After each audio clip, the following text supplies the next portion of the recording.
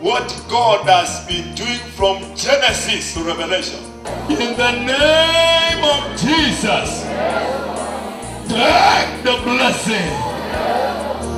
Wewe wanitosha, wewe wanitosha. Yesu akamgusa na ikaondoka, ikafanya nini? Akawa na shida ya kuishi maisha masafi, maisha ya utakatifu na maisha ya haki. We give you glory, Lord, as we honor you. We give you glory, Lord, as we honor you. You are wonderful. You are worthy, oh Lord. You are wonderful. You are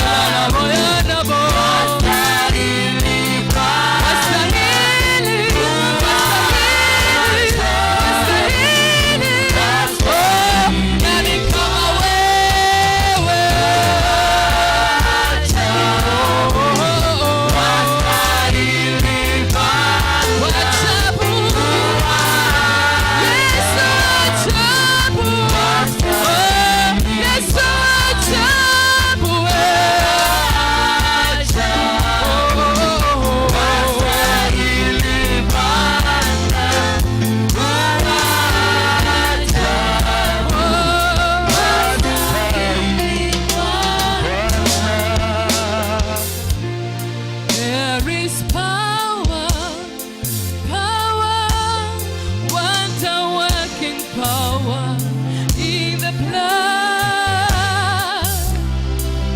of the Lord Jesus. There is power, power, wonder-working power in the precious blood of the Lord. There is power, there is power, power, wonder-working power.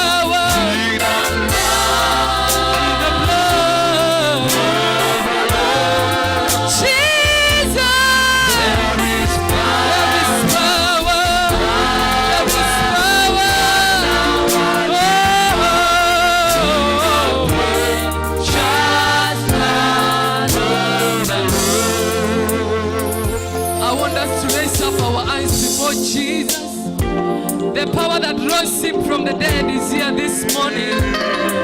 Nguvu zilizofufua Yesu ziko hapa asubuhi ya leo.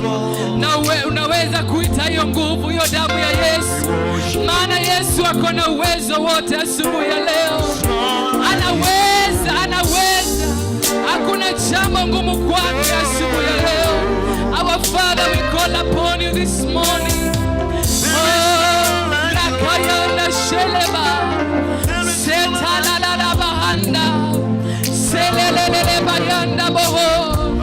Leshakayanda bababo. Leshelele bahanda.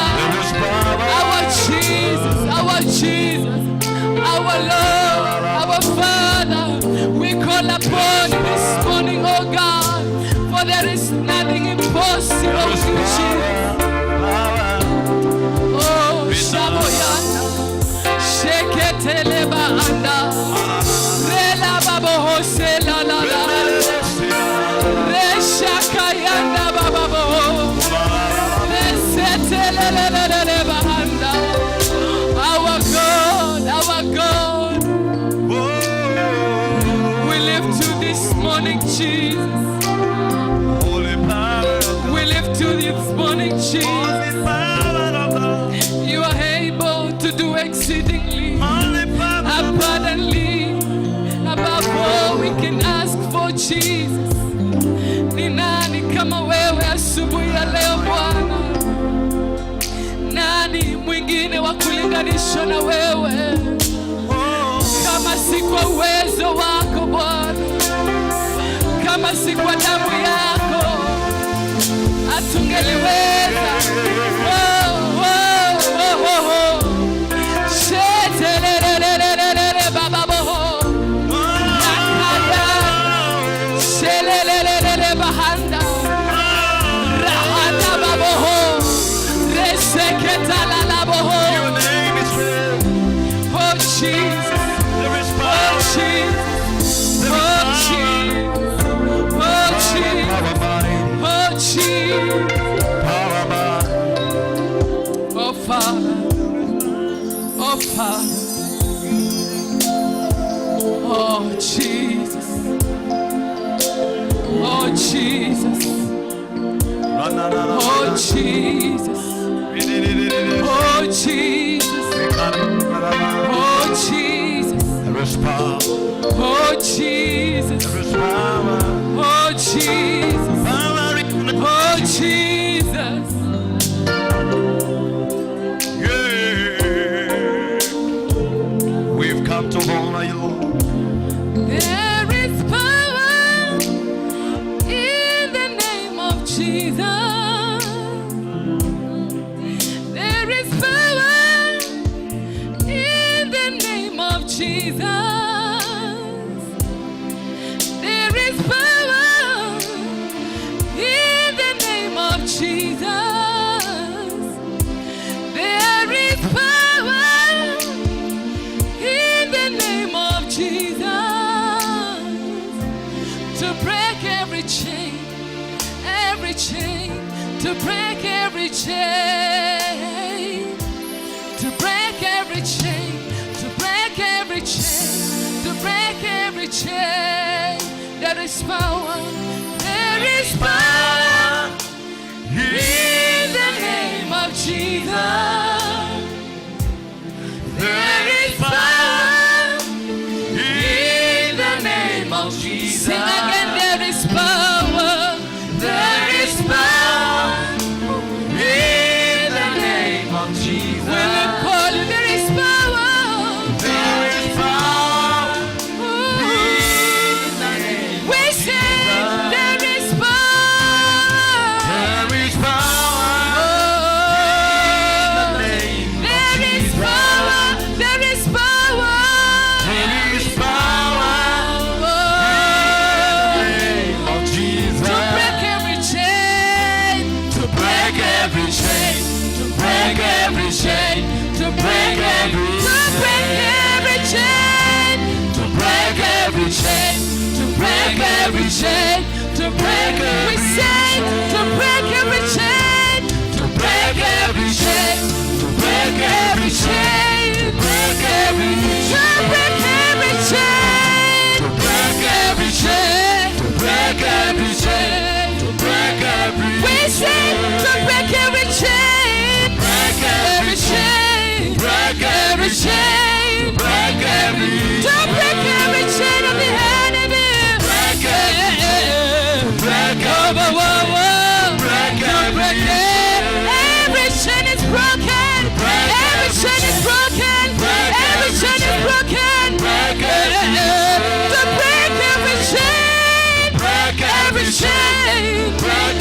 chain, every chain, to break every chain, every chain, break every chain, break every chain.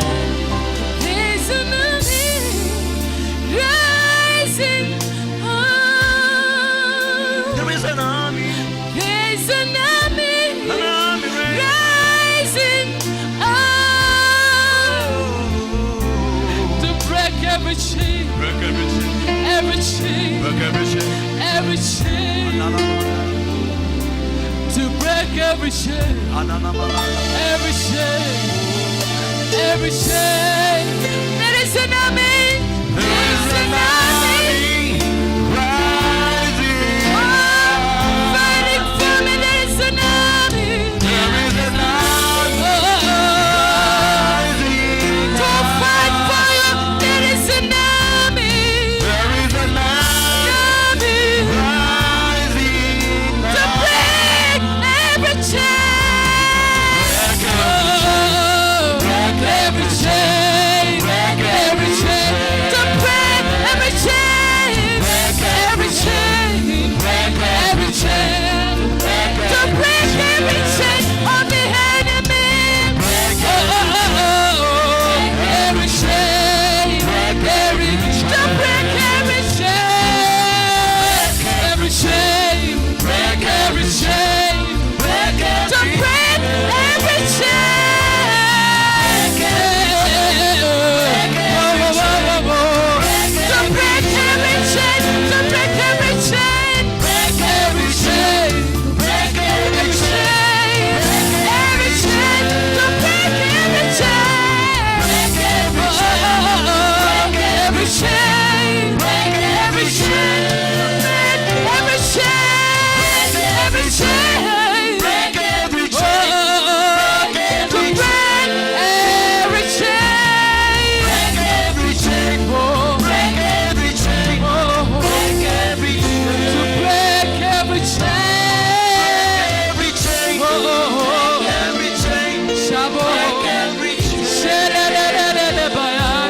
Every chain is broken.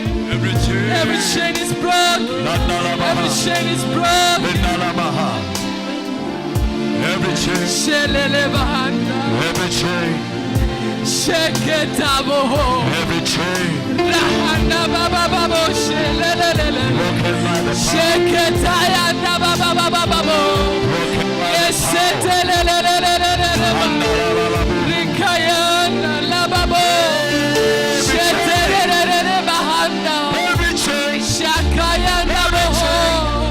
Lesetelelelele bahanda bo.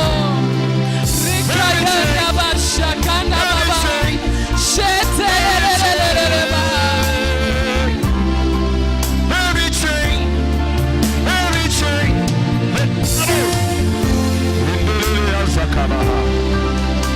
Oh Jesus. Oh Jesus.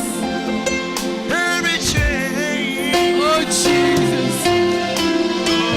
Oh Jesus. Oh Jesus. Oh Jesus. Every chain. Shalala bahanda. Being broken.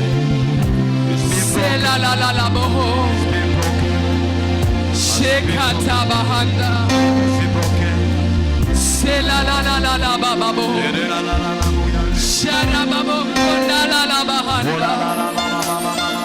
Setalala baboho. Rakayanda baboho. Sheketelelelele bahanda. Rahanda babobo. Selalala. Rakayanda. Shakote baha. Shereke selalala.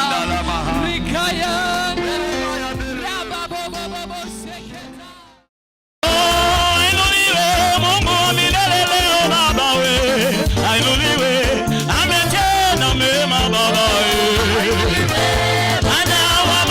I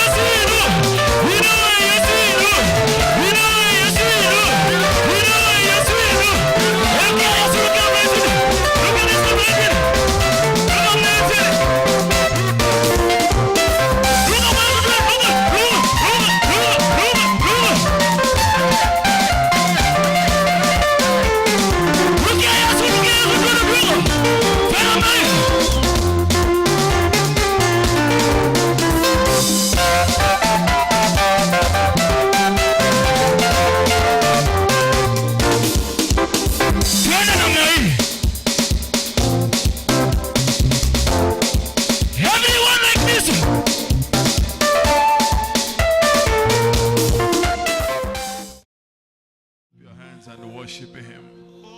Just lift up your hands. Tell the Lord, I want to see you. Nataka nikuone. Nataka nikuone Yesu. You are alive, I want to see you.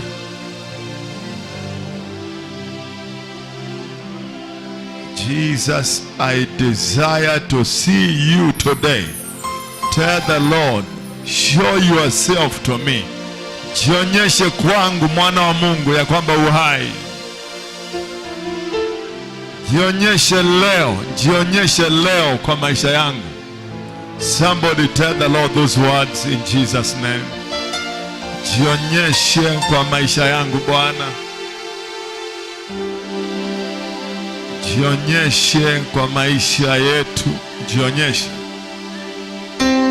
Thank you, Son of God. Thank you, blessed Father. There is no God like you. Thank you, Son of God. Lift up your hands, everybody. Say, Jesus. Say, Jesus. I believe you are here with me. Change me now. Nibadilishe saa hii. Kwa sababu uko hapa. Kile sio chako kishe saa hii kwa maisha yangu, kwa kazi ya mikono yangu, kwa familia yetu, kwa njia ya Roho aliyekufufua. Shout a big amen. Hallelujah. Jesus is Lord.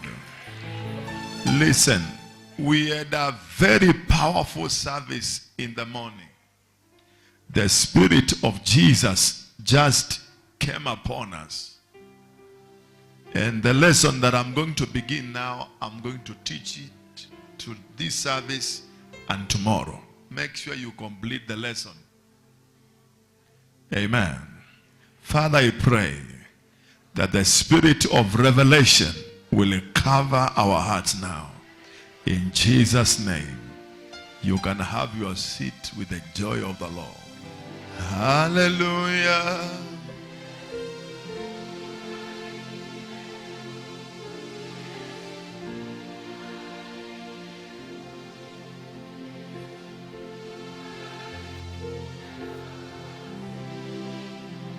First Corinthians 15, verse 5. Jesus is real. So I'm teaching knowing that Jesus is alive. First Corinthians 15, verse 5 and 7. Verse 5 and 6. The Bible says, and that he was seen of Cephas, then of the 12.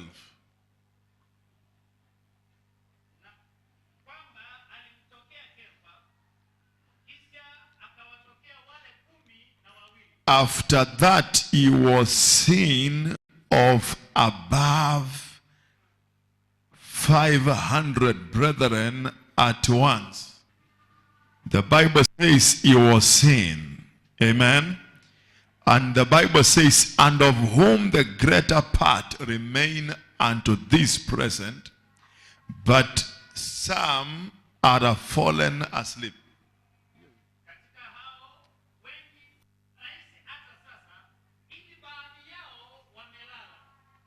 After that he was seen of James, then of all the apostles. Injili tunayoihubiri sio injili ya kubahatisha. Hebu semeni sio ya kubahatisha. Kwa sababu yule tunaye mhubiri aliwatokea watu.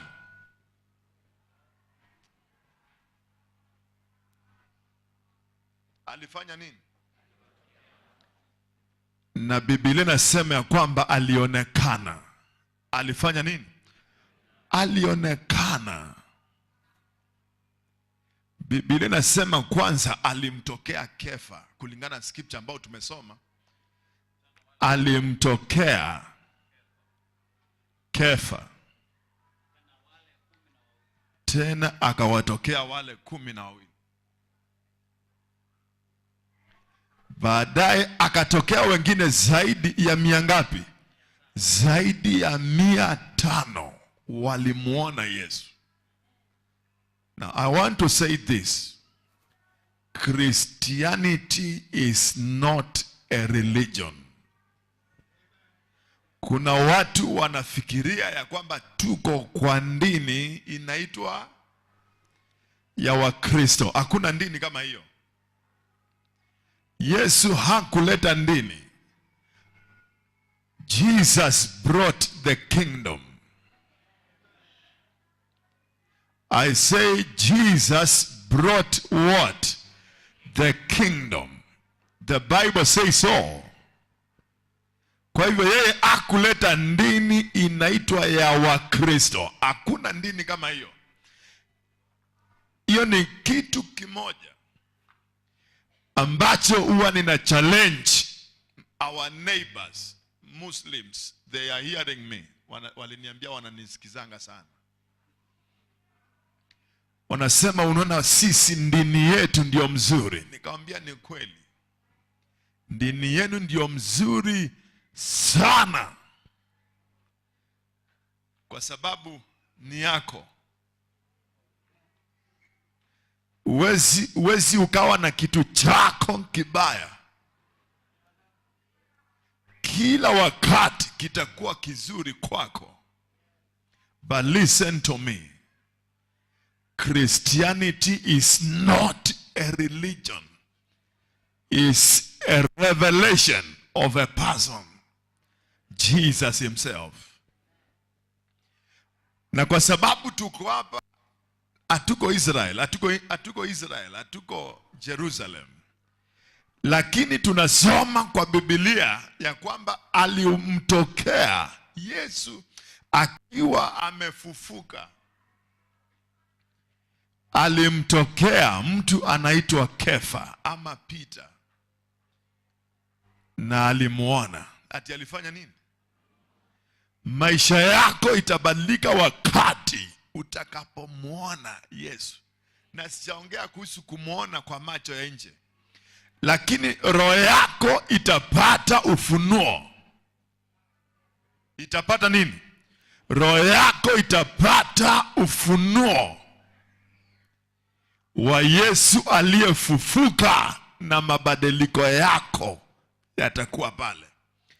He was seen also of the 12. Wale 12 pia walimuona. Ati walifanya nini? Na tena zaidi ya wengine 500 wakafanya nini? Wakamuona. Alafu Paul akasema, mimi ndio nilikuwa wa mwisho kumuona, kama mtu aliyezaliwa si wa wakati wake. Say amen. Kwa hivyo atuongei kuhusu an historical Jesus. No. We are talking about the one who is real now and forever. The one who is real now and forever. And I'm going to show you 4 pillars of resurrection. How many? 4 pillars of resurrection. Number 1, when I say 4 pillars of resurrection, ninazungumzia kuhusu kile Mungu alitumia kumfufua, kwa sababu wako hai. Kwa mfano, ukiona chapati, ukiona nini? Chapati, unafaa kujiuliza ilitoka wapi? What happened for it to be a chapati? Utaelezewa kwamba kwanza kuna shamba ya nini? Utaelezewa kwanza kuna shamba la ngano mahali, alafu process inaanzia mpaka wakati chapati itakuja kwako kwa nyumba. So Yesu ako hai, lakini watu wengi hawajui ya kwamba hawajui jinsi alivyofufuka. And we are going to have a very deep study today on how he was raised from the dead. So, listen. Number one pillar of resurrection is the Spirit of God. Ni Roho wa Mungu. Na tuende kwa Biblia tuangalie vizuri Romans chapter 8. Yesu alifufuka, lakini alifufuliwa na Roho. Na kwa sababu huyo Roho ako hapa, hakuna kitu kimekufa kwa maisha yako kitawachwa kikiwa katika hali ya kufa.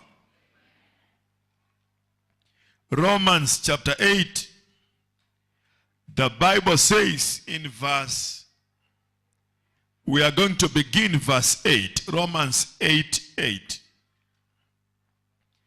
The Bible says, so then they that are in the flesh cannot please God.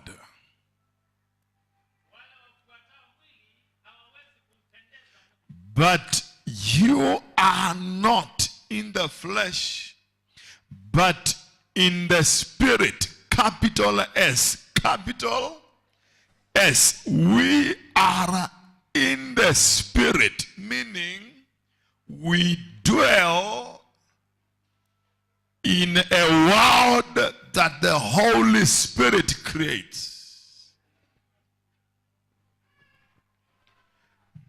Tuende pole pole hapa. Niko na kazi kubwa ya kufundisha watu. Biblia inasema sisi hatukai katika mwili, mbali katika roho. Kuwa katika roho ni kuwa umeingia ndani. Biblia inasema ya kwamba uko pamoja na roho. Haijasema pamoja. Unaishi ndani ya huyo roho ambaye alifufua Yesu. Nifungieni mkono kila mtu. Sema, Yesu, nisaidie kuelewa ya kwamba ninakaa ndani ya roho. Amen. Sasa wewe hauko katika roho ya ulimwengu. Ndio sababu nikiongea sasa hivi vile naongea hivi, naweza nikakuambia mambo mengi sasa inaendelea kwa hii service. Kwa sababu huyo roho ambaye unakaa ndani yake anajua kila kitu kukuhusu. Anajua kila kitu kukuhusu. Huyo roho ni kama SIM card. Ile SIM card. Si uko na simu? You have a phone? That phone has what? Sasa wakati umetumiwa SMS inaingia wapi? Kwa handset ama kwa line? Hata una confidence ya kujibu hiyo na umetumia simu for 20 years. Na ukitumiwa pesa inaingia wapi? Basi ndani yako kuna roho wa Mungu aliye hai, na huyo roho anajua kila mtu na kila kitu. Sasa the Bible says in verse 9, but we read. It says, but we are not in the flesh, but in the Spirit, if so be that the Spirit, soma vile nasoma Biblia pastor. if be the Spirit of God dwell in you. Now listen. Huyo roho anayekaa ndani yako pia unakaa ndani yake. Ndio sababu niko na ujasiri wa kukuambia kazi ya shetani haiwezi kuendelea kwa maisha yako. Kwa nini? Kwa sababu haukai kwa mwili, lakini sasa unakaa kwa roho, ikiwa huyo roho anakaa ndani. Ndio sababu wanauliza swali wanachanganyikiwa. Nani ameshakula kuku hapa? Inua mkono juu. Ushakula kuku?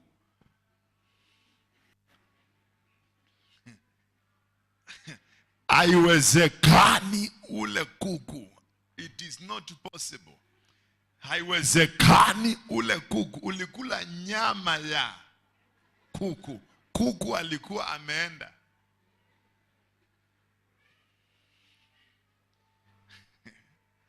Kwa hivyo wakati tunapoongea kuhusu roho wa Mungu, tunaongea kuhusu uhai wote wa Mungu unakaa kwa huyo roho. Ndio sababu imani haitakusumbua. Utakuwa na uwezo wa kuamini. Uwezo wa kuamini. Mstari wa 10.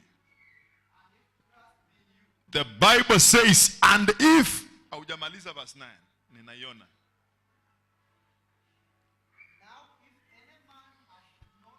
Now if any man does not have the Spirit of Christ, is none of his.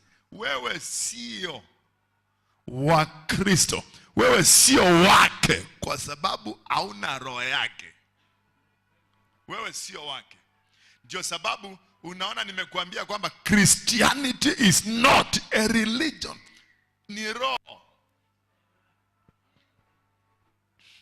Ni roho unayempokea, sio ndini, ni uhai. Na ukijua hivyo, utakuwa mtu amesaidika kwa haraka. The Spirit, it says, if it be that the Spirit of God is in you. Then akasema, kama huyo roho wa Kristo ayumo ndani yako, wewe basi si wa Kristo. So ni nini kinakufanya uwe wa Kristo? Sema kila mtu, ni nini kinakusababisha kuwa mtu wa Mungu? Ni roho. Kwa hivyo mpokee saa hii, na kila roho asiyokuwa Mungu aondoke milele. Amen. Ndio sababu wezi ukawa na Roho Mtakatifu na unazidi kufungwa na mapepo. Because of Matthew 12:28. Matthew 12:28. Usifungue. Kukumbusha tu. Matthew 12:28. Jesus said, if I by the finger of God, if I by the Holy Spirit, I cast out devils, then know for sure that the kingdom of God is come unto you. Huyo roho huleta ufalme. Nasema roho wa Mungu huleta ufalme wa Mungu ndani. Hii kitu na kufundisha ndicho kilinisaidia. Na utasaidika zaidi yangu. Verse 11. Yesu alifufuliwa na nini sasa? He says, but if the Spirit of him, the Spirit of him, who raised up Jesus from the dead. Wait. It says, but if the Spirit of him who raised Jesus. The Bible says, but if the Spirit ikiwa. Hebu tusikize hapo. Soma. Lakini ikiwa roho yake yeye aliyemfufua Yesu katika wafu. Rudia tena. Lakini ikiwa roho yake yeye. Umesikia inasema roho yake. Ikiwa roho yake yeye aliyemfufua Yesu katika wafu. Kwa hivyo kuna roho. Nifungie mkono. Sema kuna roho aliyefufua. Amen. So Yesu alifufuliwa na roho, na huyo roho aliyemfufua anakaa ndani yako wewe. Ndio sababu hakuna kitu kinaweza kikakuzika. Your influence will be known all over this country from now. Hakuna mtu anaweza akakuficha tena, hata mashetani, kwa sababu kuna watu hawajui kile. Wakati Yesu alizikwa kaburini, hakukaa kwa kaburi hapo. Biblia inasema kwamba alienda chini zaidi, akaenda mpaka kuzimu. Cha nisome hiyo 1 Peter chapter 1 verse 12. Yesu hakukaa kwa kaburi, alienda zaidi. Ambia mwenzako, Yesu alienda zaidi. Amen. And they preached to the spirits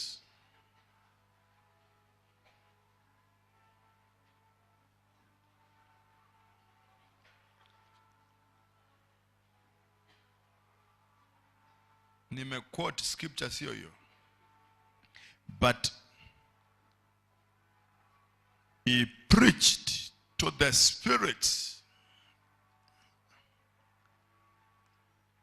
The Bible says, let me first quote 1 Peter 3:18.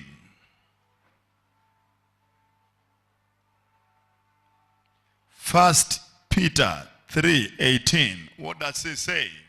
For Christ also, as one suffered for sins,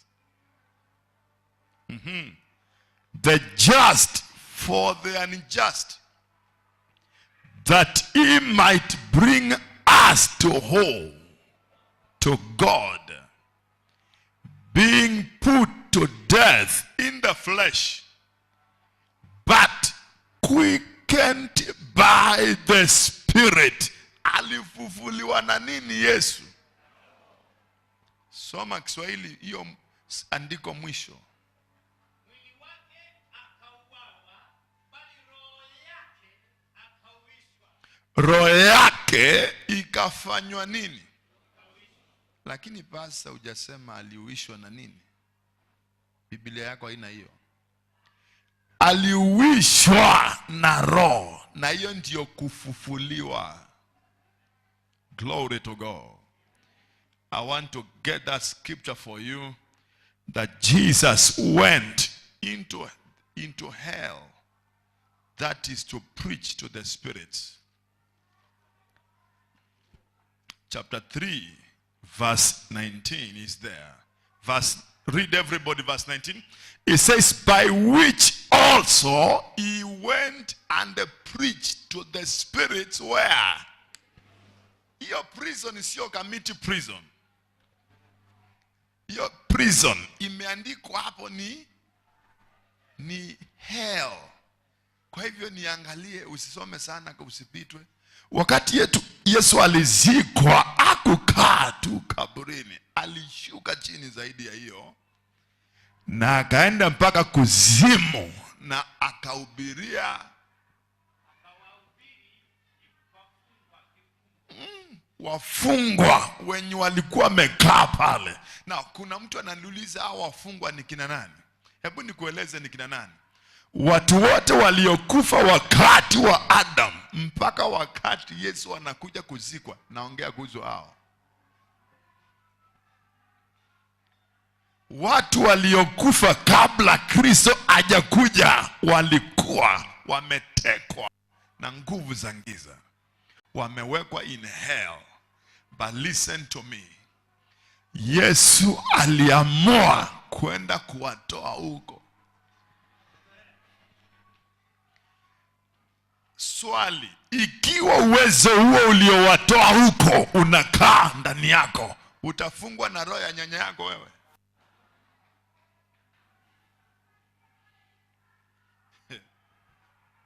Injili ya siku hizi inaitwa Nairobian Gospel. Unaambiwa ya kwamba utakaa na laana zote za babu yako, alafu watu wanapelekwa kufanyishwa mazoezi.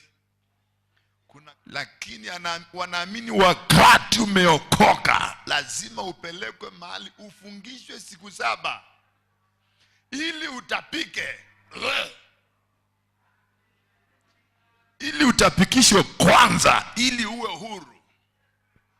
Hebu nikwambie, hakuna maana ya kutapika, kwa sababu sio mwili, sio chakula cha mwili. Biblia inasema chakula akimkabidhi mtu yeyote kwa Mungu. So watu wanafanyishwa mazoezi baada ya kuokoka. Acha nikusaidie. Ikiwa yule roho aliyetoa Kristo kwa wafu, huyo ni mwenye kuja na kukaa ndani yako, muamini atakutoa kwa kifungo cha kila aina. Atakutoa. Unajua kuna madhehebu nyingi sana inasema vitu nyingi. Siko kinyume na yoyote.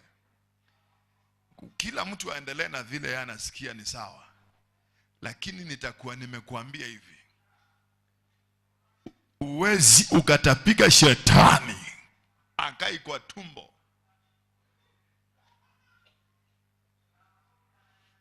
Unaweza tutapika kitu kiko wapi?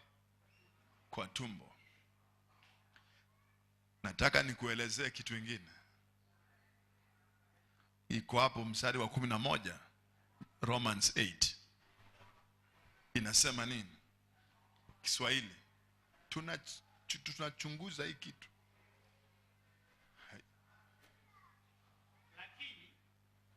Lakini ikiwa roho yake yule aliyemfufua Yesu katika wafu, ati anafanya nini? Confess. Anaishi wapi? Anaishi ndani. Hiyo ni kumaanisha ule uwezo wa kukufufua wewe hauko mbinguni, unakaa ndani yako. Wanaambiwa na my brothers, I have so many brothers from Nigeria. Wananiambia, pastor, be careful. Unajua kwa nini? Wananiambia kuna wachawi wanachukua picha yako wanaweka kwa chupa. Wanaweka wapi? Kwa chupa, na wanaifunika na inabeba usiku, na wachawi wambaya wanaipeleka chini ya nini? Chini ya bahari. Alafu ananiambia, pastor, usipoomba mpaka hiyo chupa ipasuke watakusumbua. Hiyo ni uongo. Na waambianga direct, I don't care from which count you come from. Yesu akuzikwa kwa bahari. Alizikwa zaidi ya uko kaburini. Na siku ya 3 hakuna nguvu ya giza ingeweza kukataa naye. That is why today, unaona leo hii, hakuna mnyororo utabakia kwa maisha yako yote. Ikiwa yule roho aliyefufua Kristo anakaa, yeye akutembelea, yeye anaishi, Mungu anakuja kukaa, anasema ataiuisha, yeye ataiuisha na miili yenu iliyo katika hali ya kufa. Unaona hiyo mwili yako hiyo ikiwa hivyo, unaweza ukauishwa na roho. Hiyo tu mwili hii kabla haijakufa hii inatiwa uwezo, inauishwa. Ndio sababu magonjwa yote ambayo imekaa kwa mwili wako unaweza ukayamisha saa hii, kwa sababu roho atauisha mwili. Atauisha. Hebu nikuambie, hiyo ni kitu na experience every day in my life. How? I preach 4 times every day. Like kutoka Monday nimekuwa na ubiri asubuhi hapa, na ubiri leaders meeting kwa Bishop Mwarandu, then I preach lunch hour meeting in Thika, and then I ubiri evening service the same day 4 times. Ndio hatuwezi kwenda kwa rate moja. Siwezi kwenda na kwa rate moja, kwa sababu Mungu atalipa mwanadamu kulingana na kazi. Kazi. Kwa hivyo sikiza nikusaidie. Mawazo yako inaweza ikawa imeuishwa. Usianze kuzeekea hapa. Hapo kila mtu amenyamaza, sababu unasikia uzee unaingia. Ati unaamka asubuhi unaanza kutembea hivi na unaanza kutuambia unajua uzee umeanza kuingia wapi? Na ufukuza saa hii kwa njia ya Roho. Hebu njiulize, mtu anaitwa Musa. Anaitwa nani? Musa. Wakati alifikisha miaka 120. Deuteronomy 34. The Bible says, Biblia inasema macho yake haikuwa ndimu, na uwezo wa mwili wake hauko unashuka. Na ni mzee wa miaka ngapi? 120. Wewe uko na 42. Na sasa una complain mambo ya mgongo na figo. Pona basi. Wacha nikuonyeshe hiyo scripture ya kwamba roho uisha. Ya hiyo ndio kufufua.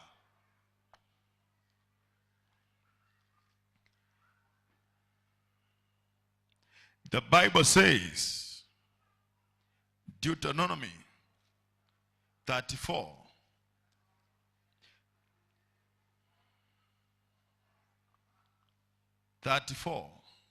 Verse 7. The Bible says, and Moses was 120 years of old when he died. His eye was not dim, nor his natural force abated. Mtu alibakia kijana. Ati njicho lake, according to the natural laws of aging. Mtu akizeka tuna expect asifanye nini? Ati anazima globe, anazima, anaanza kufanya hivi. Lakini Musa akiwa na miaka 120 hakupofuka, wala nguvu za mwili wake hazikupunguka. Naomba uwe hivyo. Hata ile imani umesema ni thibitisho ya kwamba hiyo tu ni ya Musa lakini sio yako. Unajua, hebu niwasaidie. I'm not a storyteller. The Bible says in Romans 15:4, all things that were written before were written for our learning. Our learning. Ili kutufundisha sisi. Kila kitu kilichoandikwa kiliandikwa ili sisi tujifunze. Hata hiyo iliandikwa tujifunze. Ya kwamba sio lazima uishe uwezo wako wa kuona na kusikia uishe. Hati unaanza kuuliza watu mnasema nini? Unashangaa kwa nini watu wawili wazee wanaongeana na sauti kubwa? Ana expect yule mwingine awe asikii.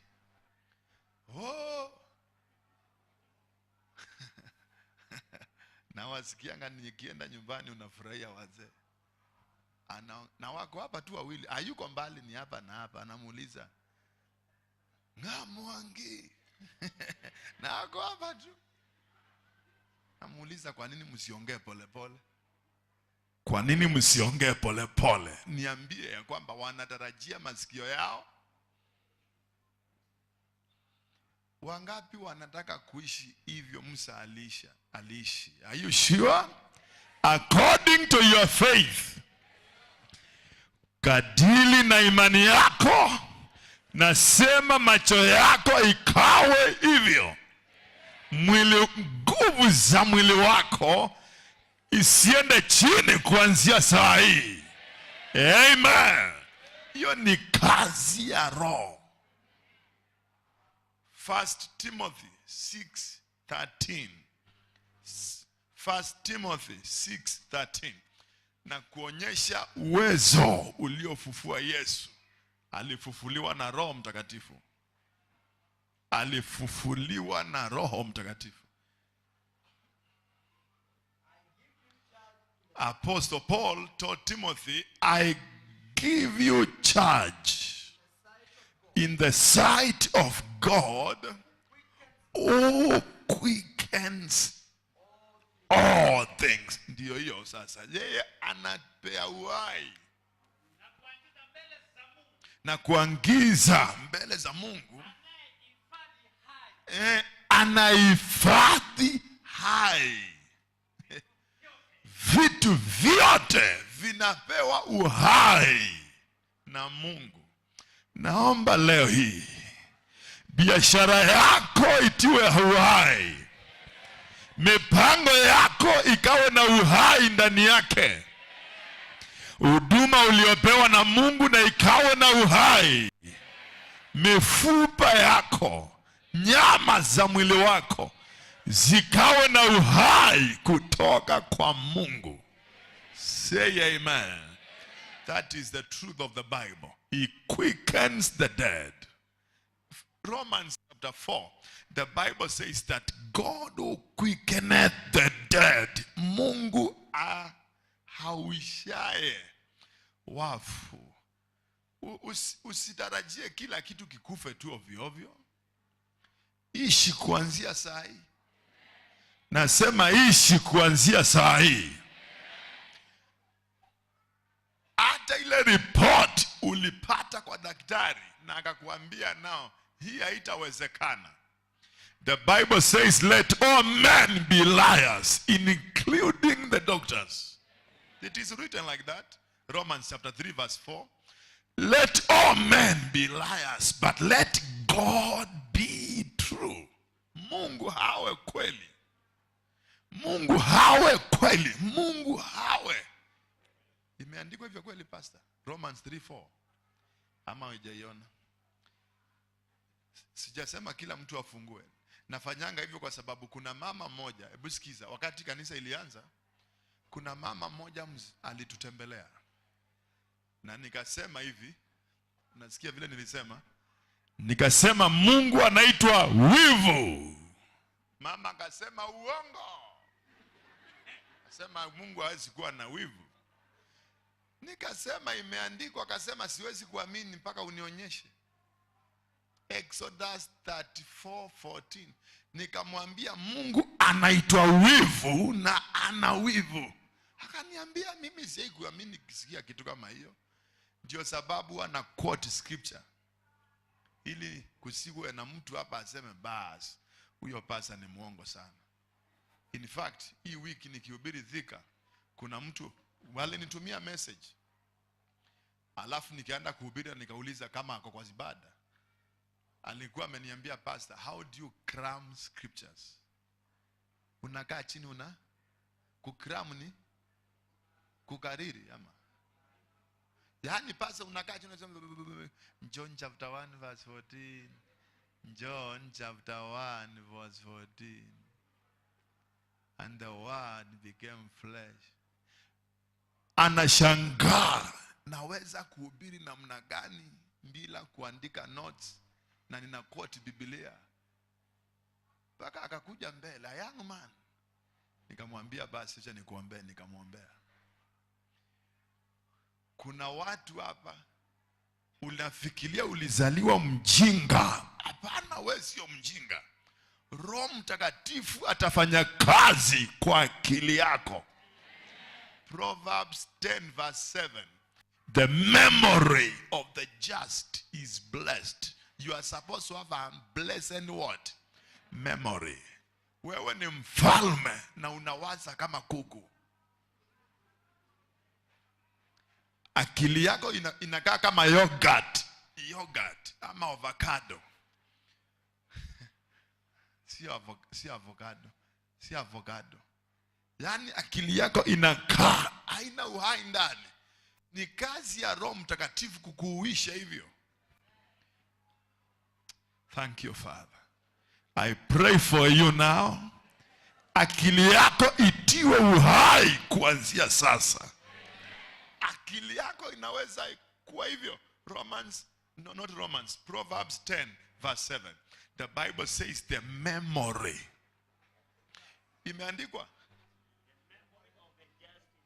The memory of the just is blessed, but the name of the wicked shall rot. The rod. Bwana asifiwe. Bali jina la mwovu litaoza. Kama jina la Idi Amin itaoza, jina la Hitler. Jina la nani? Hitler. Unajua Hitler alikuwa mwovu. I don't know whether you know that. Hitler was so wicked. Alichukua Biblia zote na akatranslate in German. Akatranslate. Na mahali pameandikwa God, he put Hitler. Hebu imagine mtu mwovu kama huyo. Biblia nzima mahali pameandikwa God or Jesus, aliweka Hitler. Kwa hivyo watu walikuwa wanasoma shule hivi, in the beginning Hitler created the world. Yaani huyo mtu alikuwa shetani. Kwani hamsomangi history? Mimi sikusoma history shule, lakini nasomanga history huko nje ya shule. I read a lot of books. Last year nilisoma kitabu ya Garang. You know Garang, Southern Sudan leader. Nilisoma. Nielewa what kind of a man he was. Nasomanga hizo vitu ili nione Mungu. Nikajua ya kwamba the name of the wicked shall do what? Shall rot. Jina la mwovu. Mtu anaitwa Mobutu alizikwa na watu wangapi? Mobutu. Ama hujaisikia huyo mtu anaitwa Mobutu? Ulisikia? Mobutu alizikwa jangwani na watu wawili. What about Gaddafi? Gaddafi died like a squirrel. He was killed in a hole. Kwa sababu jina la mwovu. Kwa hivyo yako haitawahi kuoza. Kwa sababu wewe sio mwovu. Kwa hivyo sikiza, tukubaliane. Roho Mtakatifu ndiye anayefufua. Anayefanya nini? Anayefufua. Alifufua Yesu kutoka kwa wafu. And God bless you in the name of Jesus. Number 2, Jesus was raised by the glory of the Father. Romans chapter 6 verse 1. Number 1, Jesus was raised by the Holy Spirit from the dead. Number 2, Yesu alifufuliwa na utukufu wa Baba. Romans 6. Romans 6. Verse 1. Verse 4. Verse 4. Verse 3. Verse 3. Romans 6:3. Romans 6:3. Know ye not that so many of us as were baptized into Jesus Christ were baptized into what? Kwa hivyo ile siku uliokoka na ukabatizwa kwa maji mengi, ukazamishwa ndani ya maji, you actually died with Jesus. Verse 4. Therefore we are buried with him by baptism into his death. That, read from there, 1, 2, 3.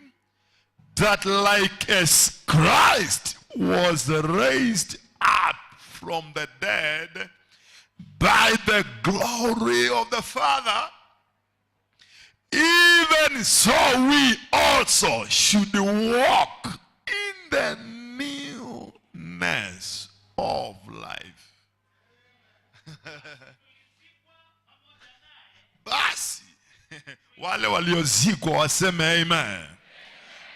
Anasema tulizikwa pamoja naye kwa njia ya ubatizo, tukazikwa pamoja naye katika mauti, kwa hivyo tukafa, tulizikwa tukafa. Aha. kusudi kama Kristo alivyofufuka katika wafu. Hiyo Biblia hii inataka kuharibu message. Kusudi kama Kristo alivyofufuka katika wafu. Kwa Njia ya utukufu ndio hiyo. wa Baba.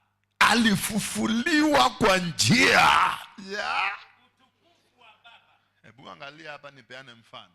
Tuseme hii ni balloon. Balloon, you know balloon. Balloon ambayo is not inflated, haijawekwa pumzi. Alafu niipulize,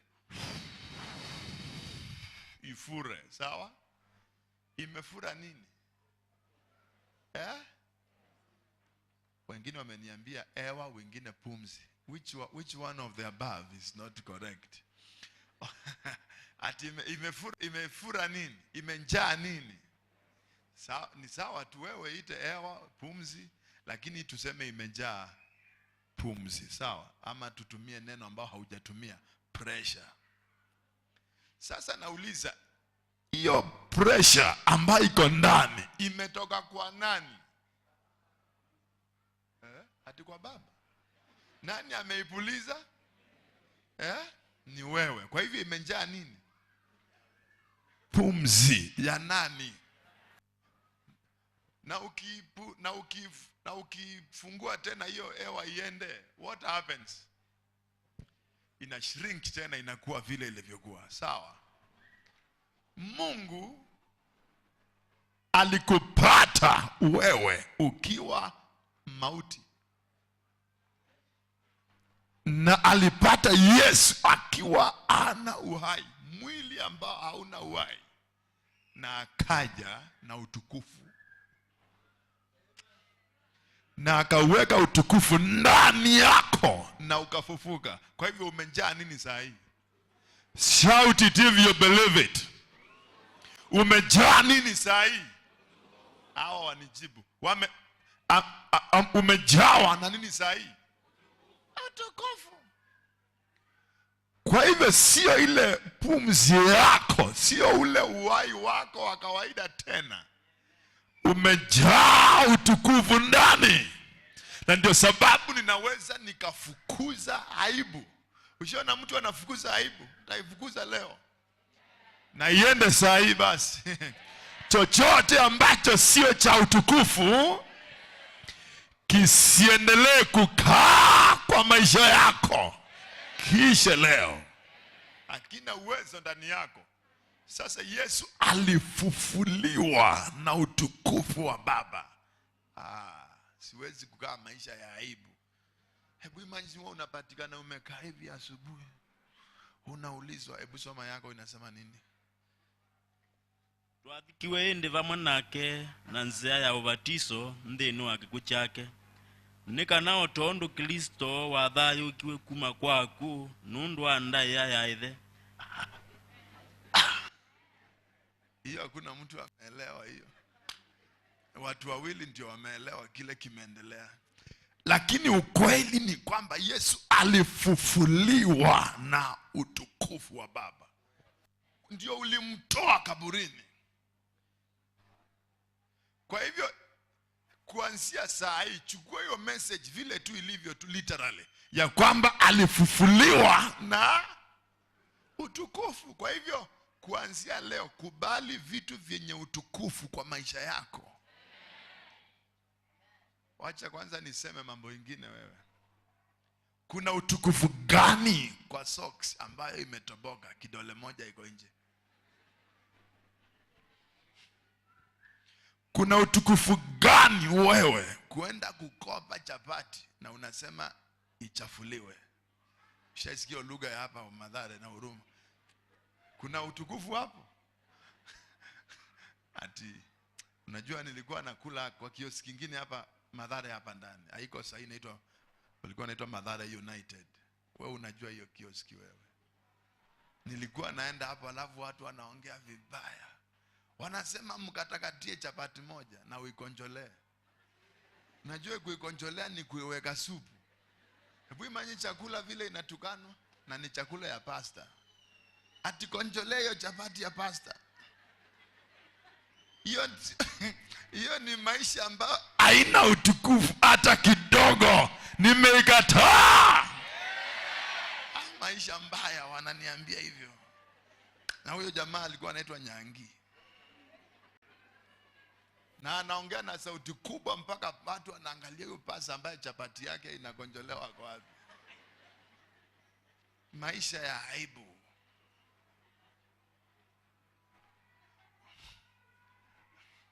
Kubali ya kwamba ulifufuliwa na utukufu wa Yesu. Ishi maisha.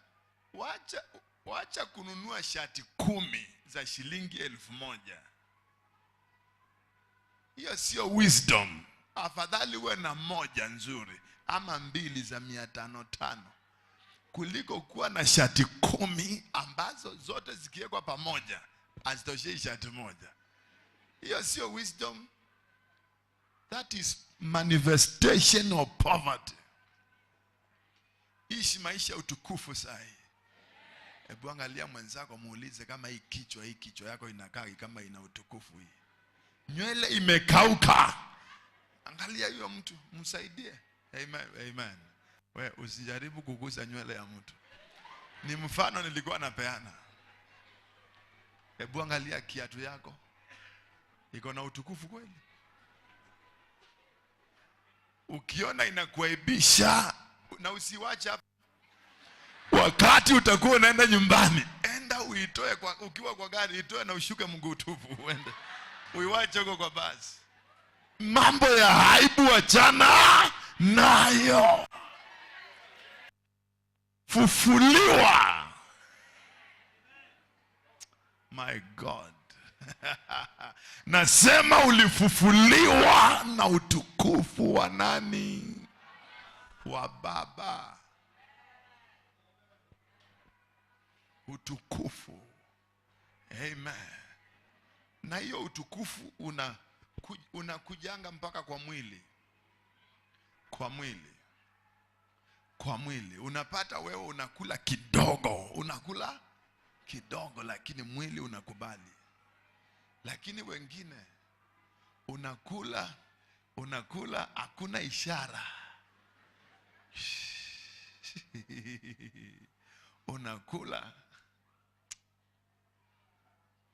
Unakula na unabaki na kamwili na kaya pasta.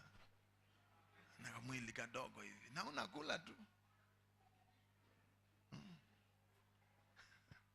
Unaona hapa kuna watu wamejua pasta, itabidi uniombee leo.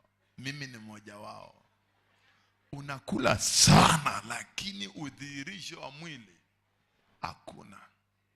Unajipaka mafuta, hakuna kitu. Ngozi inakataa. Na hata kulala unalala na shida. Unajikunja kwa kitanda. Unajikunja hivi. Jamaa mmoja tulikuwa tunasoma naye shule aliniambia pasta.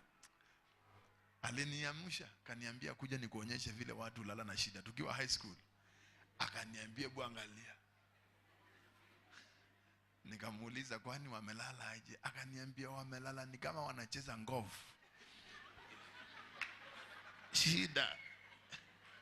Shida nyingi.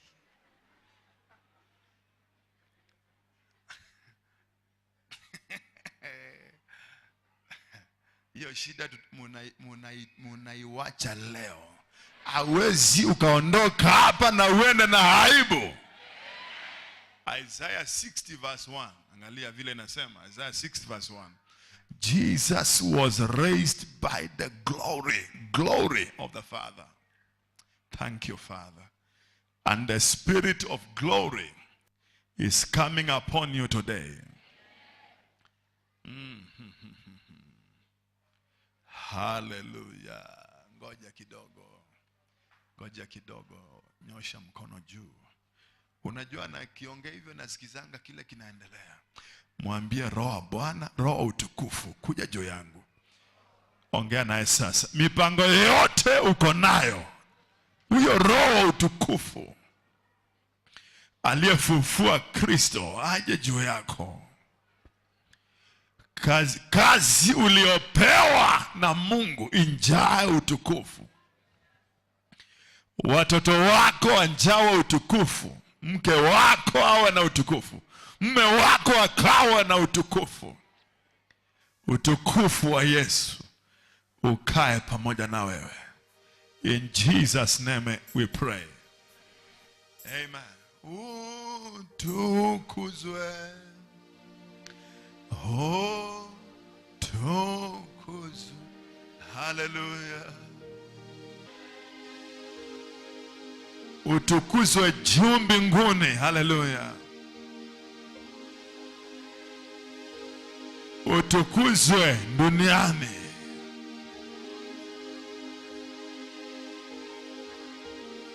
Utukuzwe hapa hekaluni. Yesu,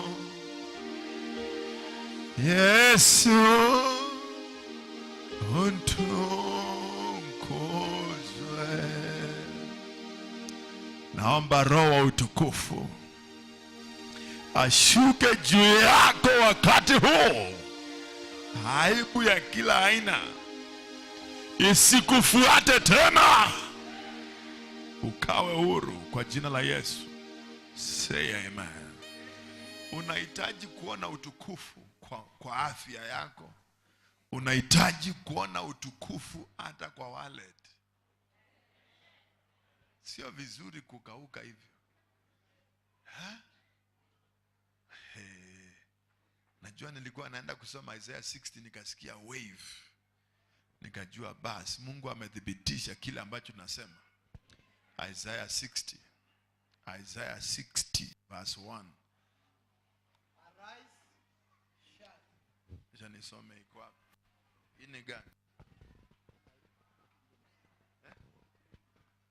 Inasema arise, shine, for your light has come, and the glory of the Lord is risen upon you.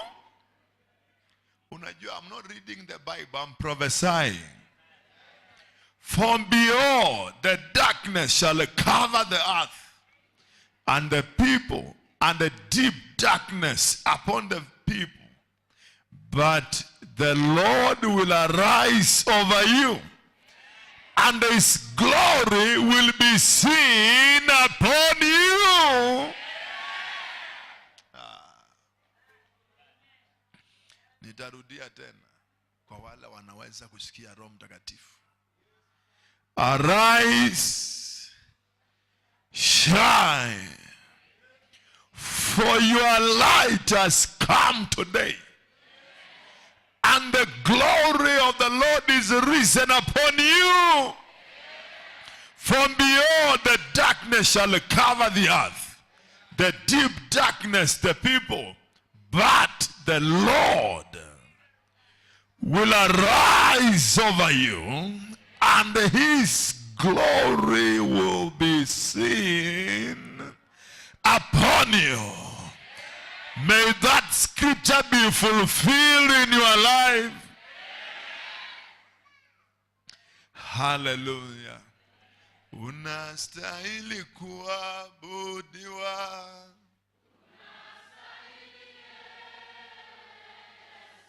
Unastahili kuabudiwa.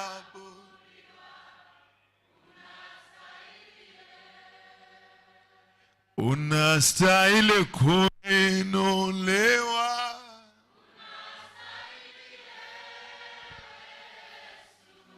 Unastahili kuinuliwa. Hallelujah. Unastahili kuabudiwa. Hallelujah.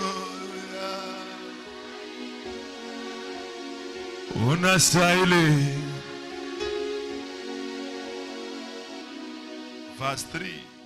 The Gentiles shall come to your light, and the kings to the brightness of your arising.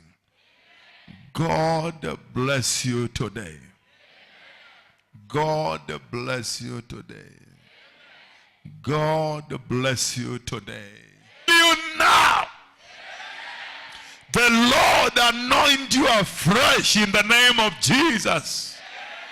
Chochote kilikuwa kiwezekani kwa maisha yako, ukakiweze kuanzia saa hii. Mahali ulikataliwa, ukapokelewe na usherehekewe. Wale waliokudharau wakaona utukufu kwa maisha yako. Thank you, Jesus. Thank you, Jesus.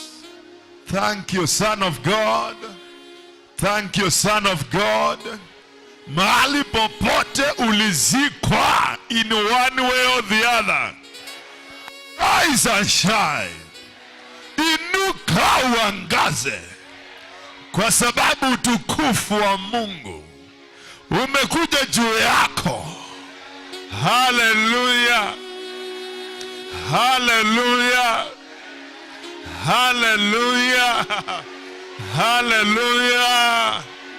Hallelujah. Glory to Jesus. Glory to the Lamb of God. Hosanna in the highest. Hosanna in the highest. Utukufu ukaoshe mwili wako saa hii. Utukufu ukanjaa nyumba yako mahali unaishi. Kazi ya mikono yako ifuatwe na utukufu huu. You will not struggle again. You will not struggle again. Jesus came that we might have life and have it more abundantly. Glory to God. Worship God, everybody. There is a wave of glory here. Nyosha mikono na mwabudu Mungu. Oh Jesus. Wastahili Bwana. Wastahili.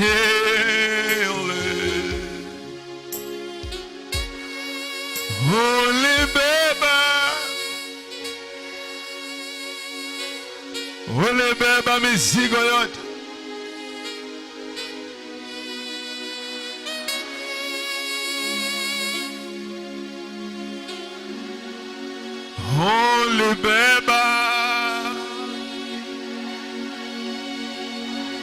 Ulibeba mizigo yote. Sasa ni huru.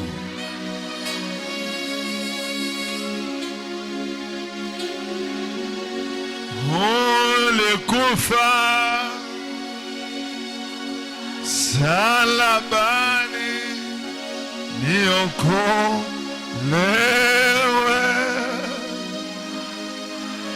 Wastahili. Ulikufa msalabani.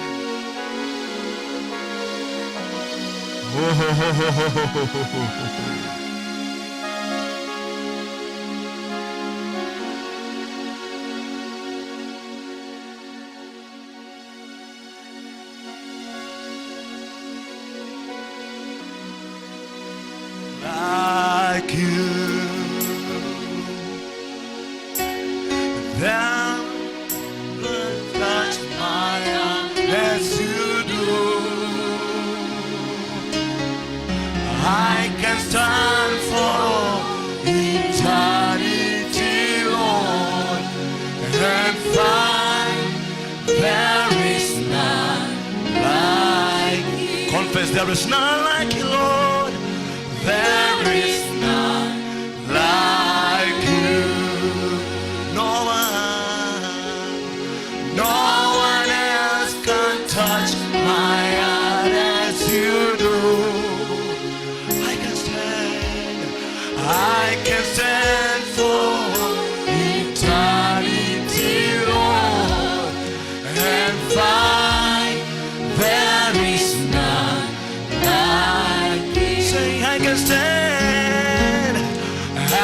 can stand for all eternity, Lord, and there is none like you. I can stand for all eternity, Lord, and there is none like you.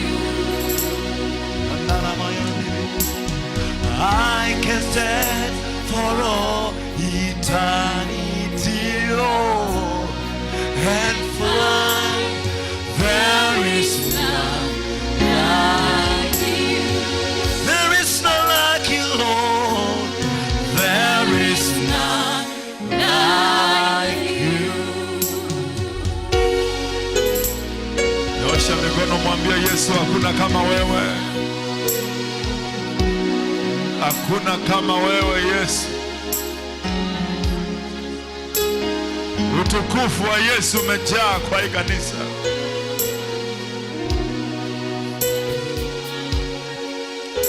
Alifufuliwa na uwezo. Alifufuliwa na utukufu wa Baba.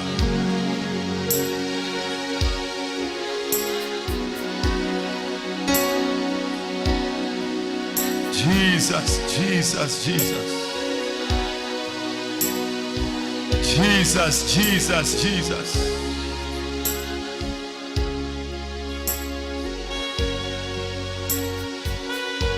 Amen.